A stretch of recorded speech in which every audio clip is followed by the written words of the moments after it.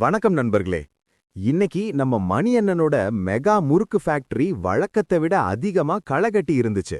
தீபாவளி நெருங்குறதால ஆர்டர்கள் குவிஞ்சு ஃபேக்டரி மிஷின்கள் எல்லாம் இடைவிடாம ஓடிக்கிட்டு இருந்துச்சு.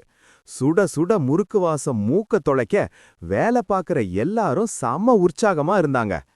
அந்த நேரத்துல நம்ம சத்யா தன்னோட லேப்டாப்ல நிஃப்டி 50 சார்ட்டை பார்த்துக்கிட்டே, என்னென்ன இது, மார்க்கெட் சும்மா ராக்கெட் வேகத்துல ஏறுது, நான் வாங்கின ஷேர்ஸ் எல்லாம் 20% லாபத்துல இருக்கு, எனக்கு ஒரே குஷியா இருக்கு அப்படின்னு துள்ளி குதிச்சான். மணியண்ணன் முறுக்கு மாவு பிசைற மிஷினை பழுது பார்த்துட்டு கைய தொடச்சுக்கிட்டே வந்தாரு.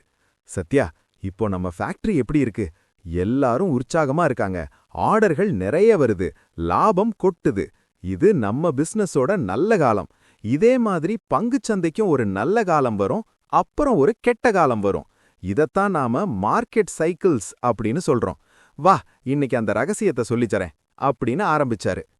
தம்பி சத்யா, இயற்கையில எப்படி கோடை காலம் முடிஞ்சு மழை காலம் வருதோ அதே மாதிரி பங்குச்சந்தையிலையும் ஏற்றங்கள் முடிஞ்சு இறக்கங்கள் வரும். இது ஒரு சுழற்சி. இந்த சுழற்சியில 2 முக்கியமான கேரக்டர்கள் இருக்காங்க. அவங்க தான் காளை மற்றும் கரடி. நியூஸ்ல அடிக்கடி காளை சந்தை பாய்ந்தது, கரடி சந்தை கவ்வியதுன்னு சொல்றாங்களே, அது என்னன்னு விரிவா பாப்போம். மணியண்ணன் ஒரு தீபாவளி போனஸ் கவரை எடுத்து சத்யாவிடம் கொடுத்தாரு. சத்யா, இப்போ நாம போனஸ் தரோம், புது மிஷின் வாங்குறோம், எல்லாரும் சந்தோஷமா இருக்காங்க. இது நம்ம பிசினஸோட காளை காலம். பங்குச்சந்தையிலையும் அப்படித்தான். பெரும்பான்மையான பங்குகள் விலை தொடர்ந்து ஏறிக்கிட்டே போனா அது காளை சந்தை, அதாவது புல் மார்க்கெட். காளை மாடு சண்டை போடும்போது எப்படி எதிரிய தன் கொம்பால கீழே இருந்து மேலே தூக்கி எறியுமோ, அதே மாதிரி இந்த சந்தையில விலை கீழே இருந்து மேலே ஏறிக்கிட்டே போகும். இந்த காலத்துல நாட்டுல பொருளாதாரம் நல்லா இருக்கும், கம்பெனிகள் நல்ல லாபம் சம்பாதிப்பாங்க, எல்லாரும் இன்னும் விலை ஏறும், நிறைய லாபம் கிடைக்கும்னு நம்புவாங்க. புதுசு புதுசா மக்கள் முதலீடு செய்ய வருவாங்க. எல்லாரும் சம்பாதிக்கிறாங்க, நாம மிஸ் பண்ணிடக்கூடாதே, ஃபோமோ அப்படின்னு பயந்து போய் மக்கள் விலைய பத்தி யோசிக்காம ஷேர்ஸ வாங்கி குவிப்பாங்க. நியூஸ்லயும் எப்பவும் நல்ல செய்திகளாத்தான் வரும். ஆனா சத்யா, அப்படின்னு எச்சரிச்சாரு மணியண்ணன். காளை சந்தையில பணம் சம்பாதிக்கிறது சுலபமா தெரியலாம், ஆனா அந்த உற்சாகத்துல விலை எகிரி போன மொக்கை கம்பெனி ஷேர்ஸ வாங்கிடாத. எப்பவும் நல்ல கம்பெனிய மட்டும்தான் பார்க்கணும். அடுத்தது மணியண்ணன் முகத்துல கொஞ்சம் கவலை. திடீர்னு ஒரு நாள் கோயம்புத்தூர்ல பயங்கர மழை பெய்யுதுன்னு வச்சுக்குவோம். மக்கள் யாரும் வெளியே வரல, முறுக்கு கடைக்கு ஆர்டர் சுத்தமா நின்னுடுச்சு, பிசினஸ் மந்தமா இருக்கு, ஆனா ஃபேக்டரி செலவு ஓடிக்கிட்டே இருக்கு. இது நம்ம பிசினஸோட கரடி காலம்.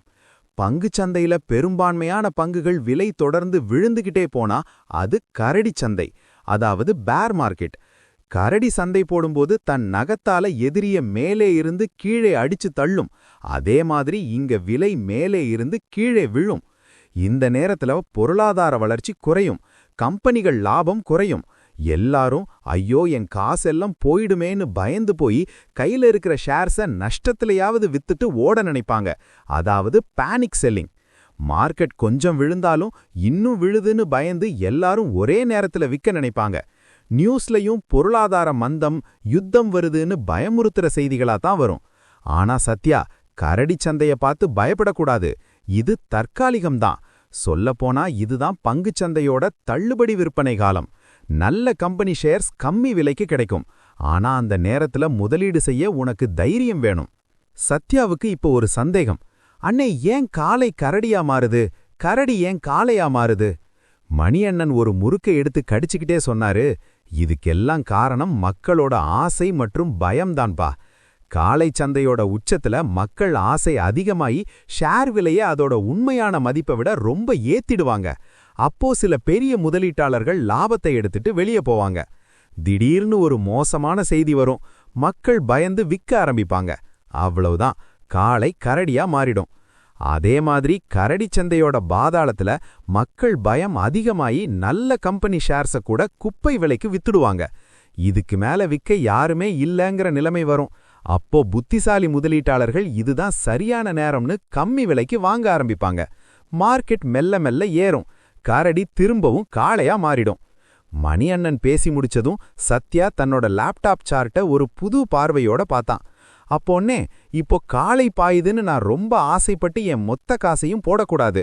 அதே மாதிரி நாளைக்கு கரடி கவ்வுதுன்னு பயந்து போய் என் நல்ல ஷேர்ஸை வித்துடவும் கூடாது. அப்படிதானே? சபாஷ் தம்பி, நீ ஒரு புத்திசாலி முதலீட்டாளர் ஆயிட்ட. கரடி சந்தை வரும்போது அது உன்னோட பொறுமைய சோதிக்கும். காளை சந்தை வரும்போது அது உன்னோட ஆசைய சோதிக்கும். இந்த 2 சோதனையிலையும் ஜெயிக்கிறவன் தான் பங்குச் சந்தையில பெரிய ஆளா வருவான். போய் அந்த முறுக்கு மாவு மிஷினை பாரு. நம்ம பிசினஸ் எப்பவும் காளை மாதிரி பாஞ்சுக்கிட்டே இருக்கணும் அப்படின்னு மணி அண்ணன் சிரிச்சுக்கிட்டே சொன்னாரு. சத்யாவுக்கு இப்போ தெளிவாயிடுச்சு. பங்குச்சந்தை ஏற்ற இறக்கங்கள்ங்கிறது இயற்கையான ஒரு சுழற்சி தான். அதுல பயமில்லாம பொறுமையா நல்ல கம்பெனிகள்ல நீண்ட காலத்துக்கு முதலீடு செய்யறது தான் வெற்றிக்கான வழின்னு அவன் புரிஞ்சுக்கிட்டான். என்ன நண்பர்களே, காளை சந்தை கரடி சந்தைனா என்னன்னு இப்போ உங்களுக்கு தெளிவா புரிஞ்சிருக்கும்னு நம்புறேன். இந்த வீடியோ பிடிச்சிருந்தா லைக் பண்ணுங்க, சப்ஸ்கிரைப் பண்ணுங்க. நீங்க இப்போ முதலீடு செய்யறது காளை சந்தையிலையா இல்ல கரடி சந்தையிலையான்னு கமெண்ட்ல சொல்லுங்க.